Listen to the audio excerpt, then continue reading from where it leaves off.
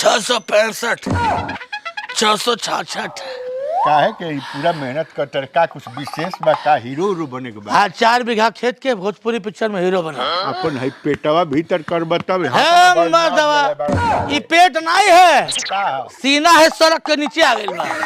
साले केस है नहीं का माथा में हीरो बनी है मर्दवा ई बरवा जामल शुरू भइल बा जामता। पानी पियाव तनी पानी से रख ले 999 आयो रे मां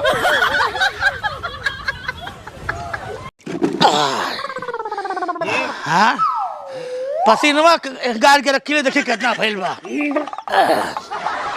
साला पता ना साला कहां पूछले वाला साला लाके कर तो कहा के मैं समानवा गाड़ देला मर गइला पर तोहार भाई हो गइल पसीना से।